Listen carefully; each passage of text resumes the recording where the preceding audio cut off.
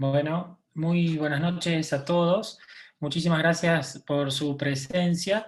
Esta noche tenemos el orgullo de contar con la presencia del doctor Sergio Mogillansky, que nos va a brindar una exposición durante unos aproximadamente 40 minutos sobre infecciones espinales. Para nosotros es un verdadero orgullo poder presentar al doctor Mogillansky. Sergio tiene una enorme reconocida trayectoria nacional e internacional como especialista en diagnóstico por imágenes. Es profesor titular de imágenes de la Facultad de Ciencias Médicas de la Universidad Nacional de Comahue, director médico además de la Clínica Mogillansky y miembro de la Academia Nacional de Medicina. Tiene una trayectoria enorme y muy reconocida. Además de ser una excelente persona y un amigo de la casa, es un maestro de todos los maestros de la radiología argentina. Así que para nosotros es un verdadero orgullo y placer poder contar con su exposición. Le agradecemos muchísimo su tiempo porque es una persona sumamente ocupada y continuamente brindando exposiciones. Así que bueno, esperamos contar con su exposición durante 40 minutos. Les recuerdo que al final vamos a tener tiempo para hacer algunas preguntas y queda abierto el sitio de preguntas y respuestas del Zoom para que podamos ir ahí durante la exposición de Sergio planteando las preguntas y al final vamos a seleccionar las preguntas más importantes para responderlas durante 10 minutos. Así que bueno, le damos lugar a Sergio para cumplir con el tiempo su palabra, agradecerle muchísimo y bueno, vamos manejándonos con preguntas y respuestas por el chat o por el sitio de preguntas para responderlas al final. Muchísimas gracias, Sergio, bienvenido y adelante. Muchas gracias, Federico, por la presentación. Muchas gracias a la Federación de Radiología por la invitación a dar esta exposición. Muchas gracias a Jorge Aguali, que tiene una pasión y un empuje increíble para organizar este tipo de eventos y mantener la vara bien alta. Y gracias a Bayer por apoyarnos. Voy a compartir la pantalla. Estamos bien. Bien, he elegido esta exposición fundamentalmente práctica porque me parece que necesita algunos ajustes conceptuales en la práctica diaria. Voy a ver un poco de las manifestaciones clínicas y de laboratorio orientadores a esta entidad, revisar la fisiopatología y apariencias de estas infecciones espinales, que son variadas y que obviamente no vamos a poder ver todas, considerar los diagnósticos diferenciales y los simuladores, que son muy importantes, y discutir en lo posible las secuencias de resonancia más apropiadas. Eso se puede profundizar al final si existe alguna pregunta o interés en el mismo. Las infecciones espinales ocupan un 2 a 7% de las musculoesqueléticas. En el mundo occidental, 2.4 por 100.000 habitantes adquieren una espondilodicitis. Y hay un aumento constante, sostenido en el tiempo, que seguramente tiene que ver con el uso más frecuente de la resonancia magnética, las mejoras en las técnicas de imagen y también del diagnóstico clínico, en el incremento de personas mayores que vienen con sus comorbilidades y con inmunodeprimidas, el aumento de drogadicción fundamentalmente endovenosa y también de tipo iatrogénico. Hay una distribución etaria bimodal con dos grupos bien distinguidos por debajo de 20 y mayores de 50 años y más frecuente en hombres. La etiología, bueno, puede ser piogénica, granulomatosa, parasitaria, grandes grupos, digamos.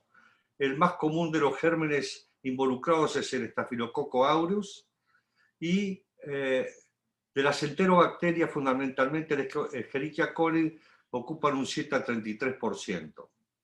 Aquí tienen las regiones, más frecuentemente es en la lumbar, y la presentación clínica es muy dependiente de la resistencia del huésped y del microorganismo involucrado.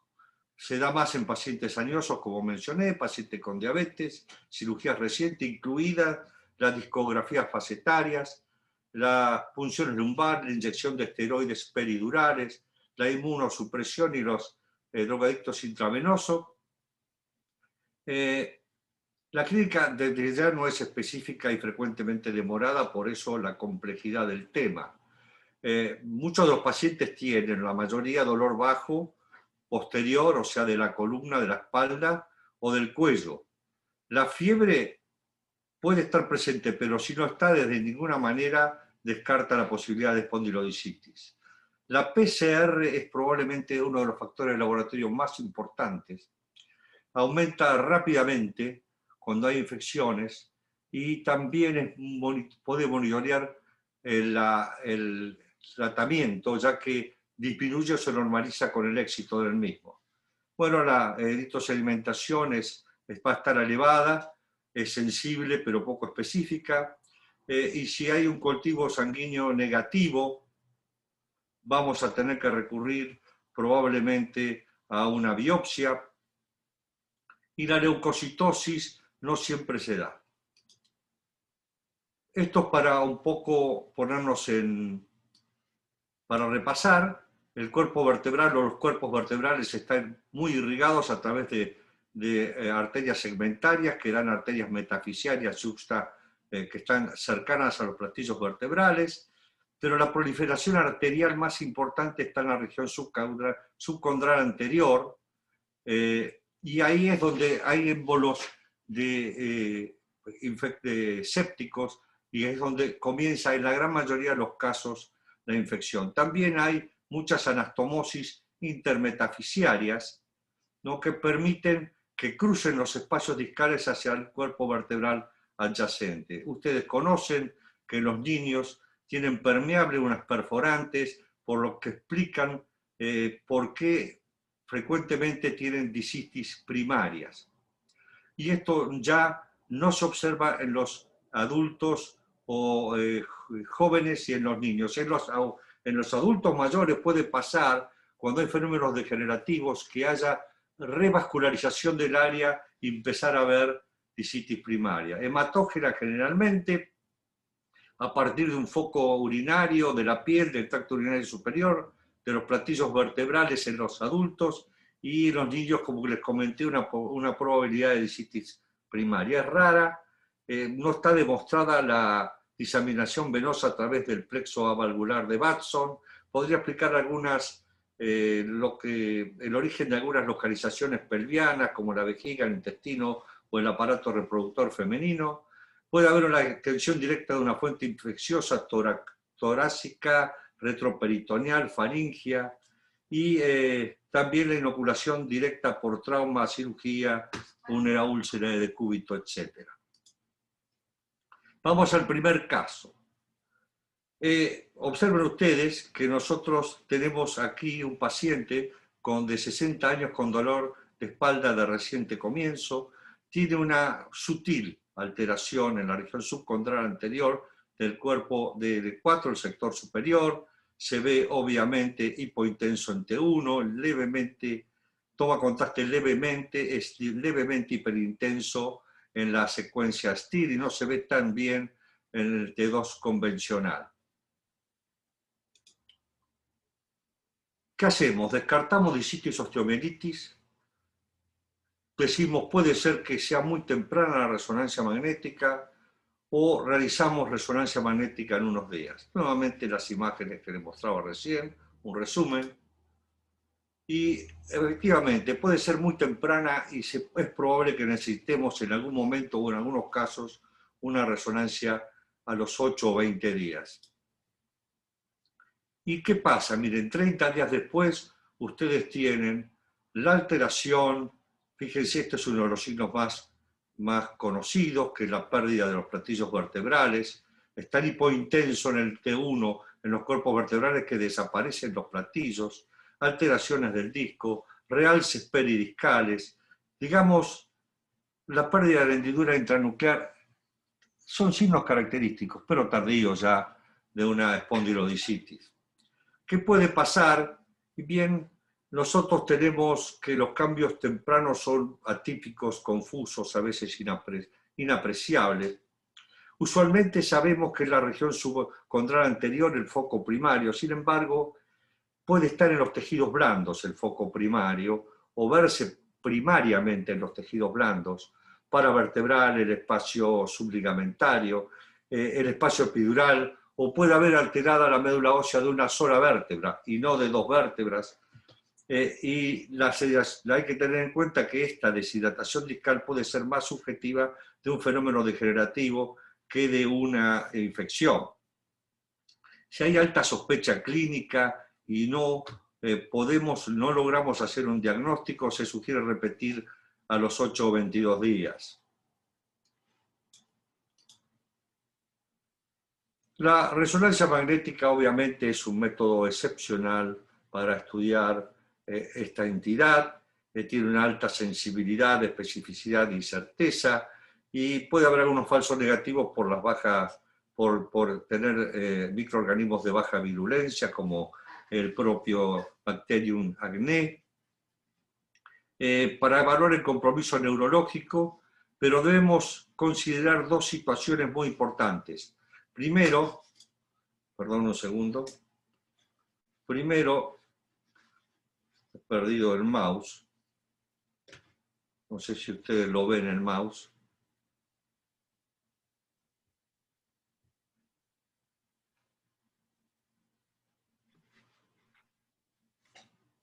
En la pantalla no lo vemos, Sergio. Un momentito que estoy tratando de poner el mouse, que no sé por qué no lo puedo poner, pero bueno, voy a seguir con lo que estábamos viendo.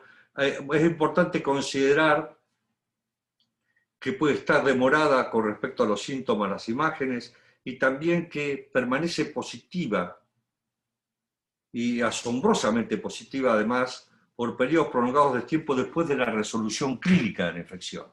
Ahí ustedes ven un cuadro donde hay, digamos, el protocolo que uno utilizaría en estas situaciones. Lo que pasa que muchas veces la resonancia magnética de la región lumbosacra se hace sin contraste y a lo mejor no se ha sospechado clínicamente la infección. Pero las secuencias T2 y STIR son secuencias muy importantes por el tema de que son sensibles al líquido, el compromiso inflamatorio, el edema, los abscesos, etc. La saturación grasa por la conspicuidad, porque aumenta la percepción de las áreas infectadas y ayuda muchísimo entonces a detectar ahí conseguí de nuevo, el realce con el contraste debería ser un elemento infaltable, pero como les contaba muchas veces se hace sin contraste. El contraste obviamente, si nos produce un realce en anillo y no tenemos en el interior de una lesión realce, o sea, esa vascular, vamos a pensar de que puede haber un absceso. La difusión vino para quedarse, pero no se usa en forma rutinaria y nos permite ver los abscesos y descartar algunos simuladores. Y últimamente se está hablando de la desviación química in-phase, out-phase, pero fundamentalmente para descartar procesos benignos versus malignos. Otro paciente, nosotros vamos a ver acá, ustedes ven la lesión en la región subcondral anterior inferior de la vértebra L3. Observen ustedes. Aquí en el T2 prácticamente no se ve en el T1, pero aquí hay una lesión que voy a seguir comentando. De paso les comento que estas zonas de edema, fundamentalmente para los residentes, estas zonas de edema en la región perifacial, subcutánea, son muy frecuentes. Y hay muchos comentarios al respecto, porque se ven en pacientes que están infectados y los que no están infectados. Se dice que son por alteraciones microvasculares, macrovasculares, hormonales, porque hay alteraciones degenerativas y como el paciente no hace actividad física, entonces hay una alteración del drenaje venoso o linfático, entonces junta líquido a ese nivel. Pero la realidad es que nosotros la vemos frecuentemente y en pacientes normales. Entonces, nuevamente, aquí descartamos un simulador, Romanus, el signo de Romanus, un simulador degenerativo, es una variante normal, es una infección espinal, y ahí está marcando con la flecha lo que se denomina el signo del psoas. Miren lo que ocurre a los 45 días, por supuesto, el paciente estuvo deambulando y de nuevo se pierden las corticales, hay hiperintensidad del disco intervertebral, pérdida de la hendidura intranuclear, alteraciones de los tejidos blandos, frecuentemente el psoas, pero también suelen afectarse hacia atrás los transversos espinosos o multifido. Esto es una espondilodicitis ya florida en este momento y el flemón suberligamentario, lo pueden ver ahí, toma contraste, no es como un absceso que en su interior no toma contraste. Y aquí tenemos el signo del psoas. Ustedes saben que el psoas está insertado en los cuerpos vertebrales, está también en los platillos vertebrales, en los procesos transversos, en los ligamentos locales. Y entonces, si nosotros tenemos una infección que afecta el área subcondral anterior, es muy probable por contigüidad que esté alterado el músculo. De todos los elementos que componen la signología radiológica de la disitis osteomelitis, el que tiene una sensibilidad y especificidad mayor, 92%. Y es tan fácil de ver que tiene una alta concordancia interobservador y puede preceder a los cambios destructivos óseos como vimos recién. Una cosa interesante que es este artículo, que voy a tratar de sacar acá, bueno, el artículo, un segundo por favor, voy a sacar este artículo que les menciono aquí abajo, es que les ha dado la misma cantidad de biopsias positivas, hacerlo en una biopsia del cuerpo vertebral o de los platillos, que en el músculo psoas cuando se ve. Y entonces es una muy buena alternativa para poder hacer el diagnóstico. Bien, esto es simplemente un ejemplo para ver la región subcondral anterior, cómo de ahí se va a extender hacia la zona del disco intervertebral, o incluso al área subligamentaria, al área pedidular, el subligamentario anterior, al otro cuerpo vertebral, etc. Hay pérdida de la irregularidad de los platillos vertebrales. Les mostré la obliteración de la interfase terminal del platillo terminal y del disco intervertebral, fundamentalmente en el T1, la hiperintensidad discal, el realce del platillo con el contraste, y en todos signos que son relativamente tardíos. Y el absceso paraespinal y el edema o el proceso inflamatorio del psoas. El tema del psoas es importante porque que dé positivo en la biopsia significa que no solamente es una mera reacción al proceso infeccioso, sino que hay realmente una infección bacteriana en ese edema desde el comienzo. El monitoreo post-tratamiento. ¿Qué hacemos con el monitoreo post-tratamiento? Como les comentaba en algún momento, fíjense ustedes que puede pasar aún después de la resolución clínica. Como ustedes ven aquí, a los 15 días el paciente ya no tenía síntomas, sin embargo, parecía que los cuerpos vertebrales se colapsaban más, que había más alteración del disco intervertebral, que la altura del disco intervertebral se reducía. Simplemente esto se sabe que pasa con las infecciones espinales, y lo que hay que ir a ver son los tejidos blandos. Lo que se reduce es el espesor y la intensidad de realce del tejido blando, que acá es mucho menor. También, por supuesto, la difusión.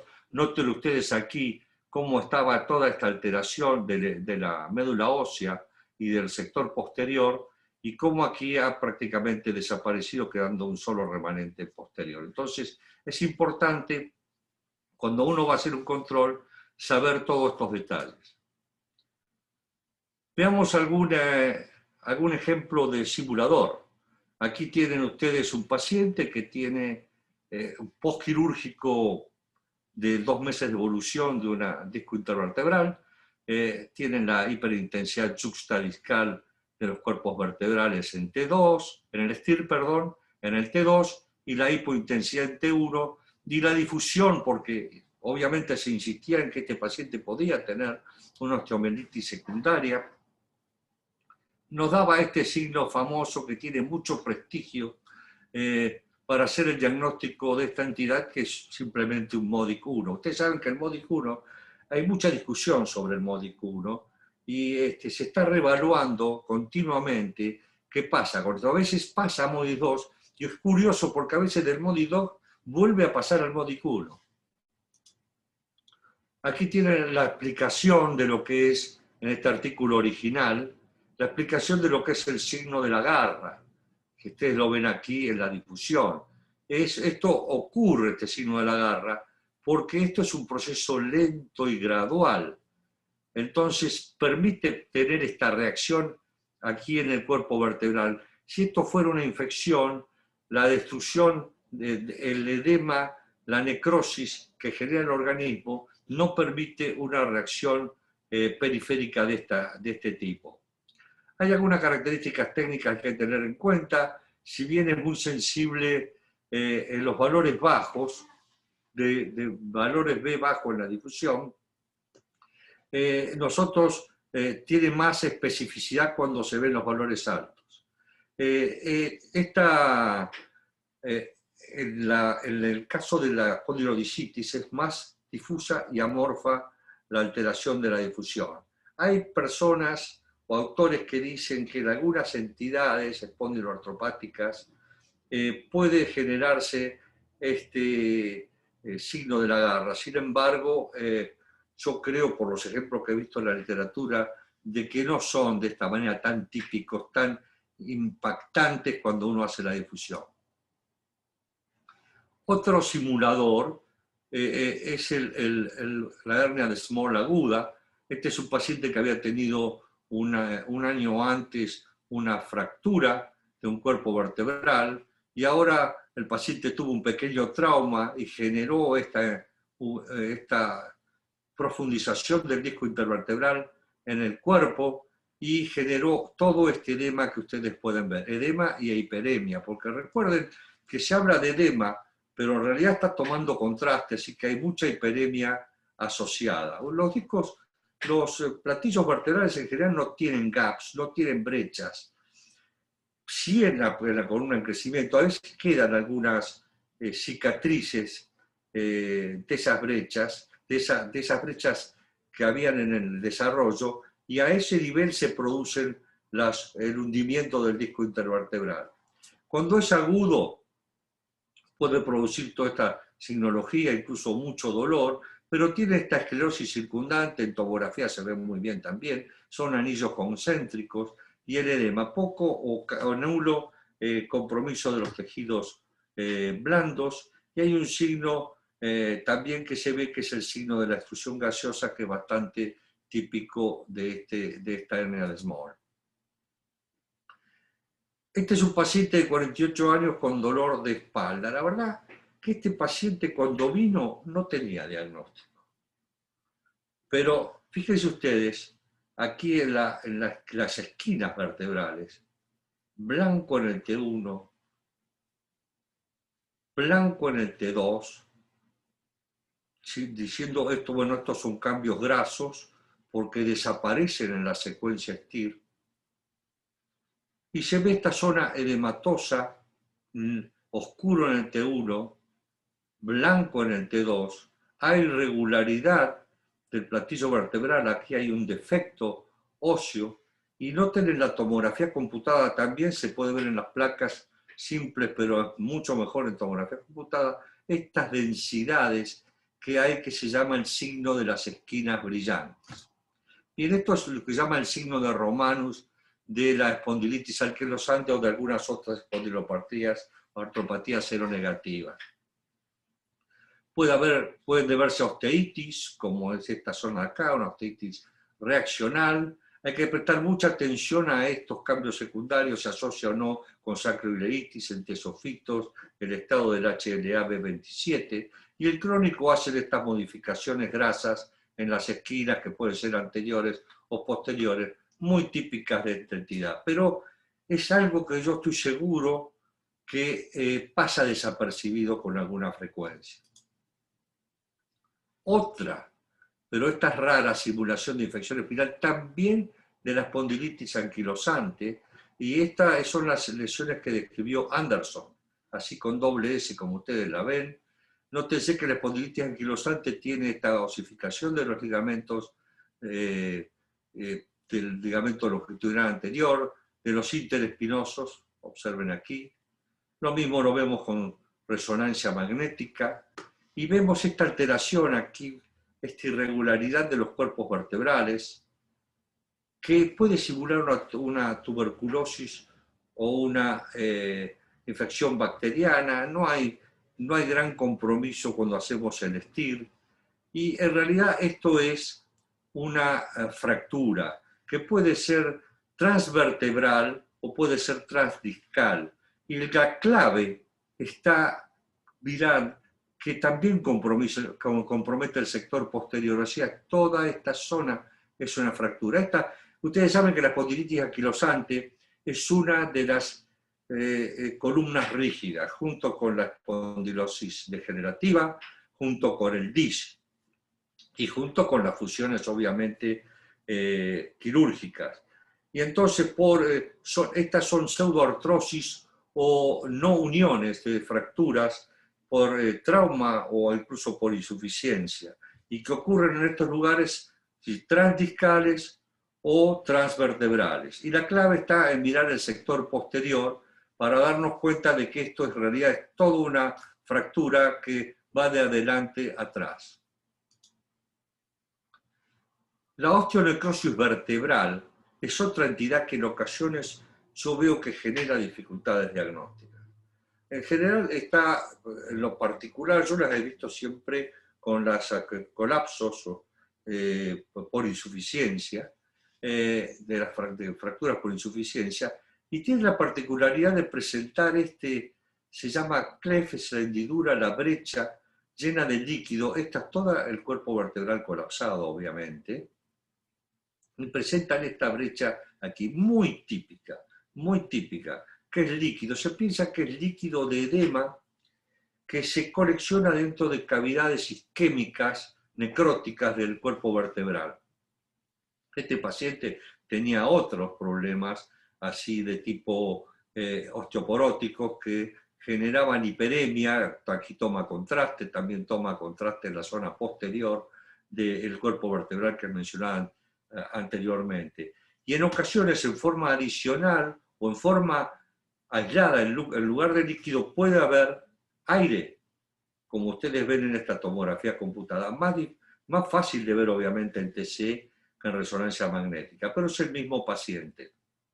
Bueno, este es el valor de la historia clínica y de los estudios previos, porque en general estos pacientes vienen con algún estudio ya realizado debido al cuadro original de colapso vertebral.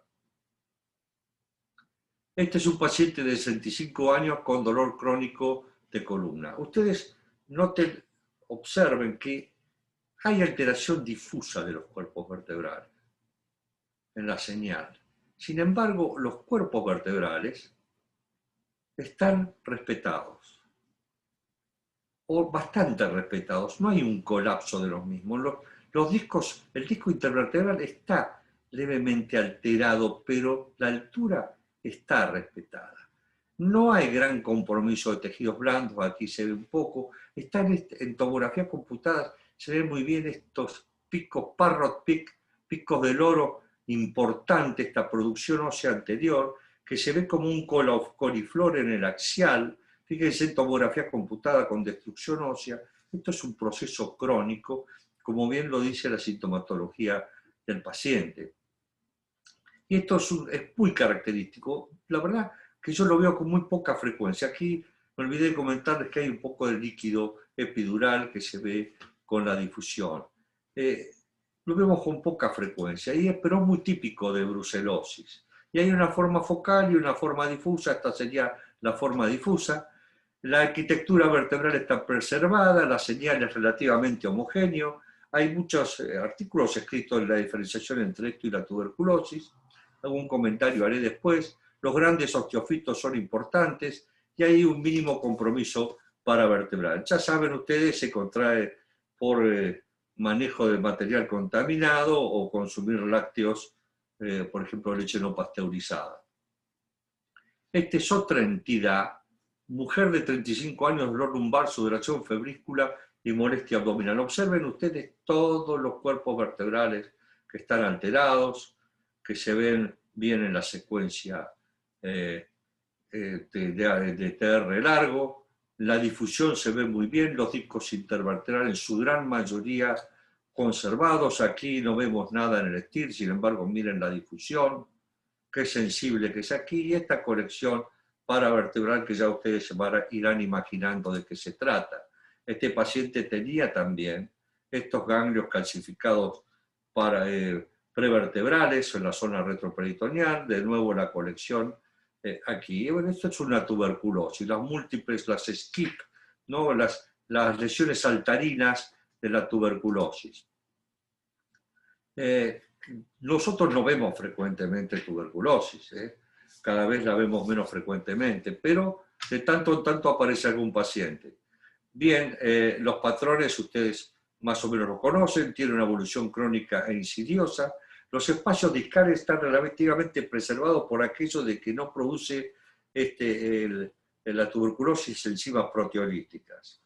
Y en el sector paraespiral, los famosos abscesos grandes, paredes delgadas, que realzan con el contraste, las masas de tejido blando que les mostré, las calcificaciones que tenían algunas de estas masas también, la afectación de múltiples vértebras, cuerpos vertebrales, estas afecciones saltarinas, y que van a veces por vía subligamentaria de una vértebra a la otra.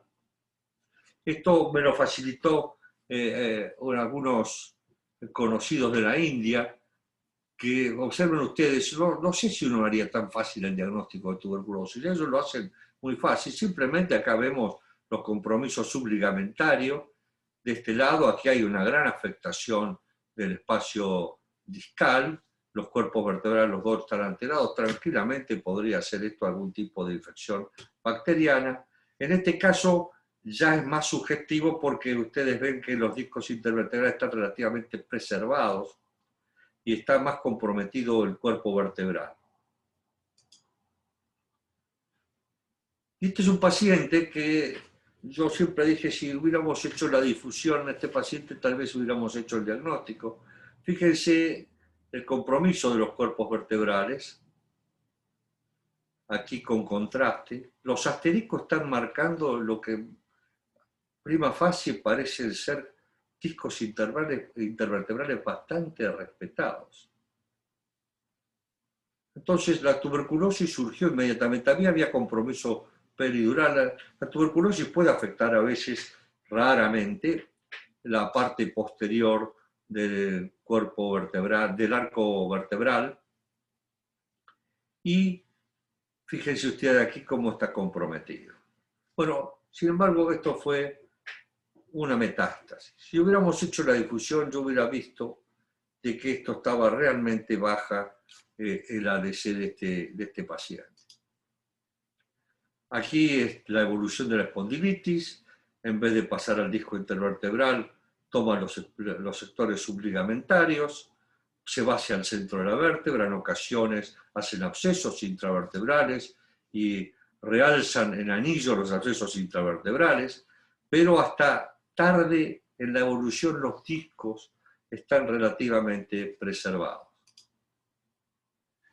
TBC y brucelosis, desde ese punto de vista, desde el punto de vista de lo que hemos visto, es relativamente sencillo.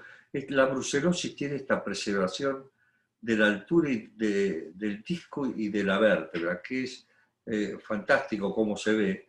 Y los tejidos blandos poco comprometidos, los famosos grandes osteofitos, la osteólisis y la esclerosis, ese aspecto en coliflor, y la tuberculosis que tiene las extensiones subligamentarias, el compromiso de varios cuerpos vertebrales y que tiene calcificaciones paravertebrales frecuentemente.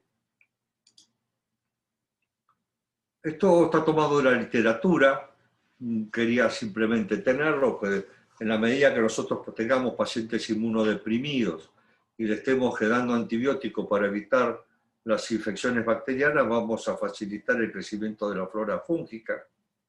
y podemos eventualmente tener algún caso porque el paciente es inmunodeprimido porque tiene un HIV o porque tiene un trasplante hepático, etcétera, resulta que puede tener un hongo en sus vértebras. Más común la cándida, después el aspergilo, después el criptococo. El aspergilo en este artículo dicen que el aspecto de la hipointensidad vertebral justadiscal y el aspecto irregular es característico de estas entidades. Sin embargo, creo que no debe ser tan sencillo cuando uno se enfrenta con un cuadro similar. Pero teniendo en cuenta la característica clínica del paciente, podemos tener un alto nivel de sospecha. Otro cuadro que podríamos llamar un simulador es son pacientes que se presentan realmente el dolor es muy intenso. Y se tienen esta calcificación a casa a nivel de C1, C2, muy típica, que son cristales de hidroxiapatita, edema acá, retrofaringio, tienen ese edema, no son abscesos porque no realzan en la periferia con el contraste. Y esto es el famoso tendinitis calcificada del músculo largo del cuello, afecta a esta zona de los tendones oblicuos, más común en pacientes adultos jóvenes. Es importante el diagnóstico porque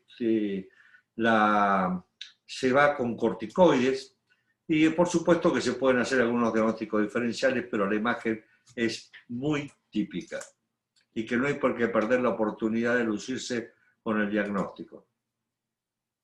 Un poco a lo nuestro, que tampoco es tan nuestro hoy porque no lo vemos frecuentemente. Este es un paciente de desadelanto de hidatidosis, pero miren ustedes la extensión subligamentaria, la preservación relativa de la altura del disco intervertebral, todas esas micro lesiones redonditas que yo les llamo el racimo de uva, y esta extensión fenomenal peridural posterior. Aquí también en la lámina, miren ustedes de nuevo los microquistes. La hidatidosis esquelética no es común, es relativamente rara, 0,5 al 4%, y el 50% de esas pertenecen a la hidatidosis de la columna vertebral. Noten el racimo de uva aquí. ¿Por qué crece así la hidatidosis en el hueso? Bueno, justamente porque el hueso rígido, no vamos a ver nosotros una formación hidatídica como la que vemos en el hígado, simplemente las pequeñas vesículas se implantan y resulta que después tienen que seguir las líneas intertravehiculares de menor resistencia para ir creciendo porque el hueso no las deja crecer. Y entonces vesiculizan hacia afuera, hacen lo que se denomina vesiculización exógena. Al crecer van generando isquemia y cavidades, espacios donde de alguna manera pueden crecer un poquito más, y eso sí, cuando ya rompen la cortical y se van a los tejidos blandos, ya se empiezan a comportar como si fuera un quiste atípico de cualquier localización. Pero esto es relativamente típico, no es necesario ver 500 para tenerlo en cuenta si uno alguna vez nos toca. Aquí en este caso estaba comprometido también el interior del canal espinal. Bueno, un poco de lo que les comenté recién, esto es un viejo caso que siempre lo muestro con tomografía computada. En general los pacientes hoy llegan para resonancia magnética, pero se ve este tipo panal de abeja. Estas zonas más densas son en realidad la ruptura de las pequeñas vesículas y se va generando un proceso inflamatorio alrededor y la destrucción ósea característica. La artritis séptica facetaria no es común, pero hemos visto algunos casos en los últimos 3 años. Yo la traigo fundamentalmente para que vean lo que es la importancia de la secuencia de difusión y ver el ADC. No basta con la difusión sola, hay que ir a ver el coeficiente de difusión aparente, porque si no el efecto T2 a veces nos puede engañar. Entonces vamos a la estación de trabajo, le medimos si es necesario, en este caso es muy obvio, y entonces en una artritis facetaria, como ustedes pueden ver aquí, en el T2, son 2 cortes similares, y el ADC nuevamente que nos muestra en esta zona el compromiso hipointenso de los músculos paraespinales. Muchas veces están comunicados, digo muchas veces, porque este espacio que les voy a mencionar ahora, que es el espacio de Codura, este espacio no siempre existe, es un espacio potencial, pero sí explica cómo algunas veces cuando hay una artritis facetaria puede pasar al lado contralateral. A veces se puede juntar con la zona interespinosa, puede romper los ligamentos amarillos e ir hacia el espacio peridural. Entonces, bueno, generalmente es por vía hematógena, más o menos similares a una espondilodicitis. El compromiso de los músculos paravertebrales o paraespinales, otra vez el multifido y el espino transverso se ven muy bien. Y los cambios que suelen haber en las facetas articulares, la irregularidad, la destrucción ósea, el edema de la médula ósea, etc. A raíz de este espacio es que vi hace poquito este paciente, que observen ustedes, miren cómo está esta apoxia espinosa, está ensanchada, hay esclerosis aquí, hay un espacio muy disminuido, hay una cierta irregularidad, el paciente con una espondilolistesis por lisis de las partes interarticulares, pero lo interesante son estas formaciones quísticas. Observen ustedes la altura, el espacio, estar en el espacio peridural, cómo lo empuja y genera una compresión de la cola de caballo. Cuando le hacemos el contraste, vemos el realce aquí, lo vemos, pero no alrededor de estas lesiones. Estos no son abscesos, lamentablemente no se hizo difusión. Algunos también habían los tejidos blandos ahí paraespinosos. Fíjese que bien se ve estos quistes estradurales pósterocentrales. Probablemente esto haya a cierta fisiopatología relacionada con el espacio anatómico que les mencionaba recientemente.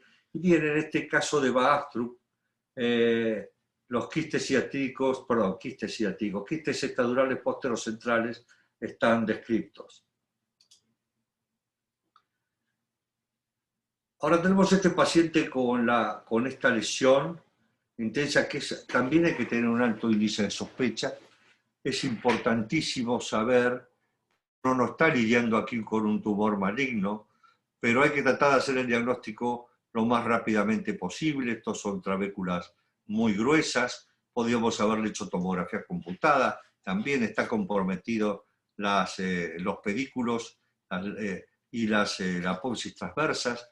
Fíjense, toma contraste, pero es hipointenso en T1. Bueno, esta es una de las maneras de ver al hemangioma agresivo y atípico, que hay que tenerlo en cuenta para el diagnóstico, porque puede simular una lesión maligna o puede simular una infección. Aquí tenemos entonces las características, no se pueden dar a cualquier edad, perdón, hay poco, provino un estómago vascular con poca grasa, por eso es que no lo vemos hiperintenso en T1. Fíjense cómo dice aquí que incluye el cuerpo vertebral entero y se extiende al arco neural. Hay expansión de las corticales, groseras trabeculaciones óseas que son estas. No tiene el aspecto de minicerebro que nosotros le vemos al plasmocitoma vertebral. Bien, las complicaciones son obvias. La masa epidural con compresión neurológica, la fractura por compresión o la hemorragia durante la cirugía. En ocasiones hay que llegar a la vertebrectomía para solucionarle el problema al paciente.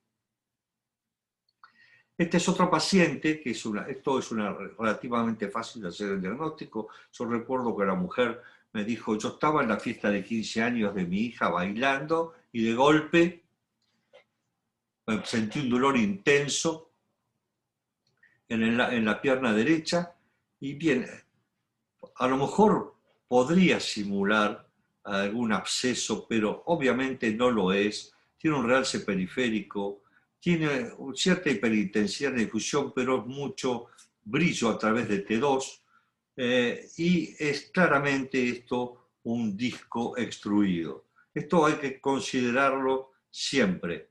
y máxime cuando tiene una clínica como la que yo les he descrito recién. Entonces, realce periférico puede simular estas entidades, la vamos a descartar, me gustaría verlo negro oscuro en el ADC. El foramen intervertebral es inusual para metástasis, esto hay que considerarlo siempre, y la historia clínica y la localización es inusual para la infección y por el contrario es muy característico de extrusión discal. Esta es otra entidad que hay que considerarla en algunos aspectos rara, pero si el paciente viene con dolor de espalda y dermatosis pustulosa en planta de pie derecho, uno puede tenerla en cuenta. Está descrito este signo del compromiso curvilíneo, sin afectación en principio de los discos intervertebrales anteriores, pero sí de los cuerpos vertebrales, alteraciones de la señal, de dos que me facilitó la doctora Colsena muy amablemente, y este es el famoso síndrome SAFO, que es más común en la zona torácica anterior, a nivel de las articulaciones esternoclaviculares, y ahí está el signo de los cabeza de buey, que con la medicina nuclear, que es muy típico, alguna gente dice que es patognomónico. Es decir, es más común eso del tórax que lo que le mostré recién de la columna vertebral. Entonces, el patrón de cabeza de buey con actividad aumentada y el esternón se dice que es patognomónico. El patrón curvilíneo de las lesiones vertebrales es muy típico y es una de las famosas lesiones que afecta tanto la piel como los huesos. Entonces, síndrome SAFO. Entonces, como conclusiones, creo que estoy muy justo con el horario, ¿no?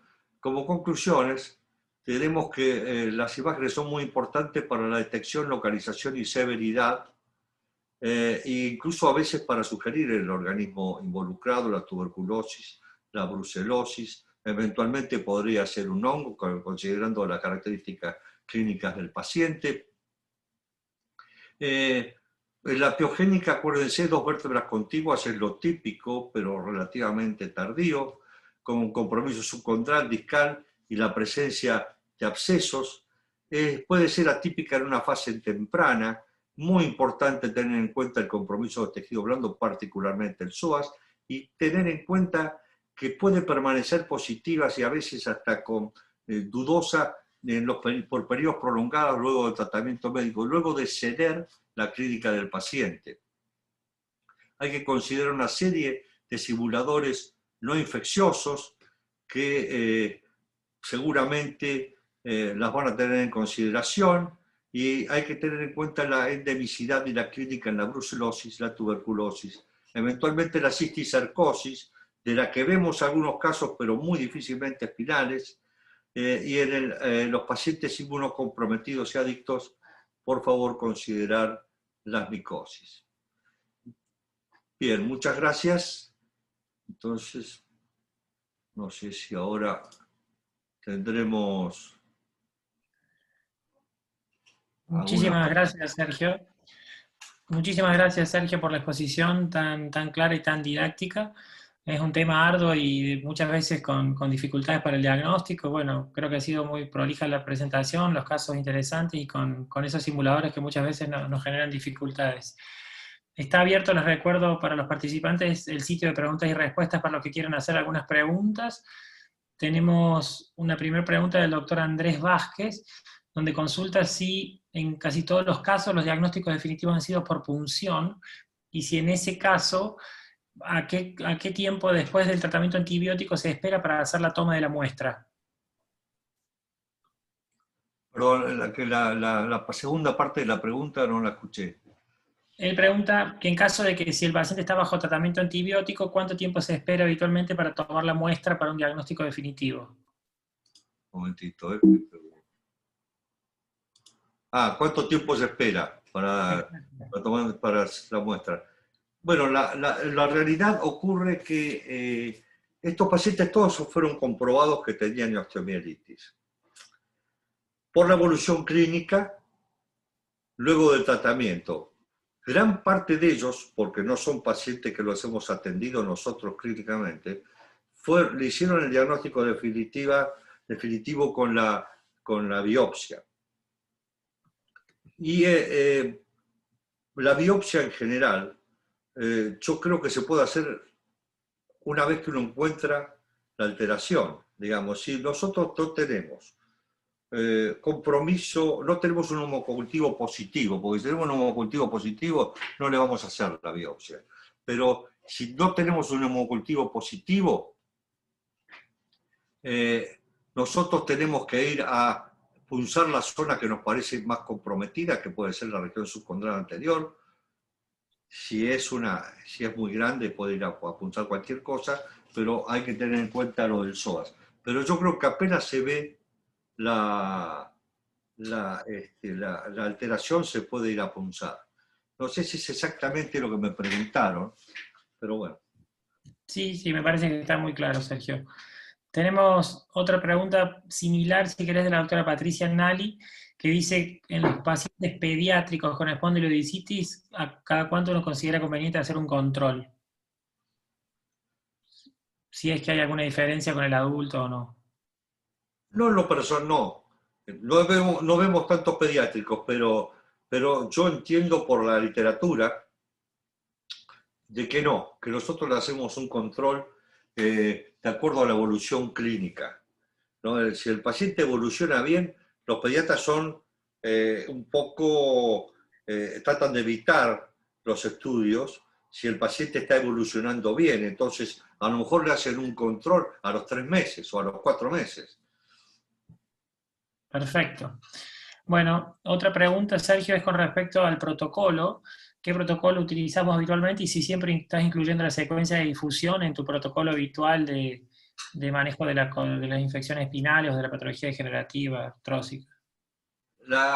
No, definitivamente no. Yo lo usaría,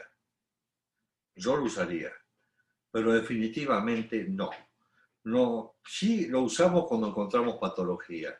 El problema con estas secuencias es que hay que estar en el momento adecuado, en el momento propicio. Si uno no está en el momento propicio que se hace el examen, si en ese momento, porque el estudio es sin contraste, no hay un médico presente, por cualquier razón que sea, estamos en problema. El paciente lo tenemos que recitar, es todo un problema porque se enoja el paciente o porque no lo entiende, es que el señor salió movido, de queremos repetir algo, siempre hay algún argumento para explicarle esto a los pacientes.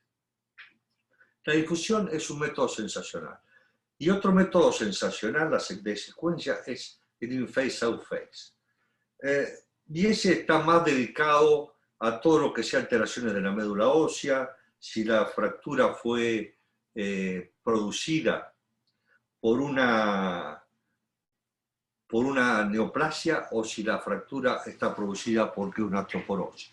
Ahí hay muchos artículos ya que hablan que tiene que haber una relación entre la fase opuesta y la dentro de fase de 0,8 para arriba para considerarla maligna. Pero hay que tener en cuenta un detalle.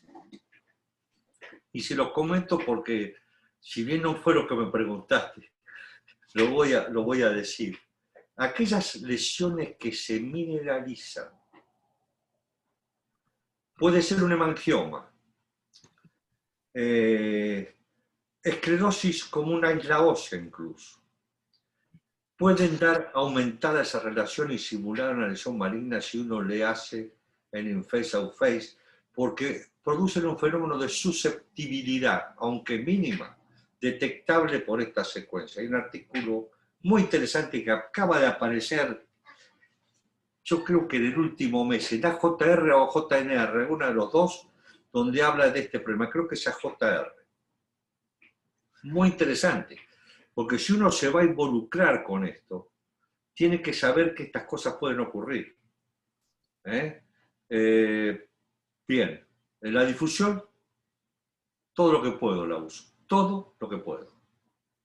Perfecto. Y Hay que entenderla. y hay que saber qué difusión hacer.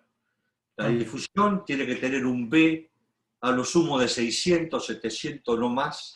No todos los equipos están en condiciones de hacerla una difusión legible, y hay que ir a la estación de trabajo y hacerla. Si no lo hace el técnico, yo prefiero hacerlo personalmente, voy a la estación de trabajo, miro a la DC, le hago las correcciones que hay que hacer porque tampoco es sencillo ese, y entonces nos ayuda mucho en el diagnóstico. Excelente. Y en ese sentido, Sergio, a veces puede ser complejo por ahí a veces tener un MODIC 1 muy inflamatorio con los platillos bien hiperintensos en Nestir y tener el diagnóstico diferencial de una incipiente espondilodicitis, o a veces con un signo del Romanus, por ejemplo, no el típico degenerativo, pero el que tiene a veces edema, está bien hiper en STIR-T2. En ese sentido, vos para diferenciar por ahí un MODIC 1, que no siempre es fácil, porque existen algunos MODIC que puede haber una tenia hiperseñal en Nestir, y le dice, es un tipo grande, será un MODIC, será una disitis, le das valor a la difusión ahí como para hacer el diagnóstico cuando la difusión es menos difusa y más restringida para pensar en un MODIC versus disitis? El signo de la garra es uno. Son esas dos líneas de esta manera. Cuando está el signo de la garra es fácil. Hay gente, un doctor Morales de Estados Unidos, que publicó en el seminario de ultrasonido, tomografía y resonancia, y comenta, pero sin mostrarlo, que yo creo que al pasar lo dije, que las espondiloartropatías pueden generar un MODIC. Es decir, yo creo que mentalmente tenemos que estar preparados para saber de que a lo mejor va a aparecer algo similar a un MODIC con el signo de la garra, pero así como el signo de la garra como yo lo mostré, hasta ahora yo no vi ninguno que se debiera a otra patología. No en lo personal, en las publicaciones, digo. Perfecto. Bueno, y para ir terminando ya en honor al tiempo, hay una última pregunta que es con respecto a si hay alguna explicación que uno pudiera entender por qué es más baja la frecuencia de las disitis cervicales que toracolumbares. Si hay alguna explicación anatómica, vascular del disco, etcétera, o... No conozco que haya una explicación anatómica vascular. De hecho, hemos visto, no las puse, pero hemos visto, tiene que haber alguna razón fisiopatológica, obviamente, pero efectivamente son mucho más frecuentes a nivel lumbar. Y no es un tema que se discuta mucho, muy buena pregunta, pero no sé cuál es el motivo exactamente. Bueno, perfecto. No sé, a lo mejor alguien puede aportar algo al respecto, ¿no? Yo coincido con vos, no encuentro explicación más que lo que dijiste. Bueno, en honor al tiempo, ya estamos cerca de las 22 horas, has dado una excelente presentación, súper clara y súper enriquecedora, con muchos diagnósticos diferenciales y simuladores. Así que bueno, de mi parte y de toda Farrita, agradecerte enormemente tu predisposición. Siempre tus charlas son magníficas y excepcionales como nos tenés acostumbrado. Y bueno, te repito, un verdadero orgullo y agradecerte mucho tu presencia y tu participación en esta sesión de charlas virtuales. Así que bueno, no sé si vos querés ir cerrando, Jorge, si quieres decir algunas palabras, y si no, te agradecemos sinceramente mucho y felicitamos con un fuerte aplauso y un abrazo a la distancia. Bueno, no, nada, simplemente de cierre, un gusto, un lujo, un placer absoluto contar con toda la experiencia y el conocimiento de Sergio, desde la comodidad de la casa. Miles de gracias, Sergio. Fede, muchísimas gracias. Personas y docentes que siempre tienen un sí y un compromiso constante con la educación. Así que muchísimas gracias. Por mi parte, buenas noches, Sergio. Buenas noches, Federico. Bueno, muchas gracias a todos ustedes por estar presentes, por acompañar y por empujar este tipo de encuentros, y a todos los que estuvieron escuchando, un fuerte abrazo a la distancia, y pronto nos veremos de alguna manera presencialmente. Y si no, esperaremos de verlo en el próximo año. Saludos a todos. Bueno, saludos a todos. Muchísimas gracias, Sergio y Jorge, y bueno, esperemos vernos pronto. Un cariño grande para todos. Muchas gracias. Saludos. Saludos, chau, hasta luego.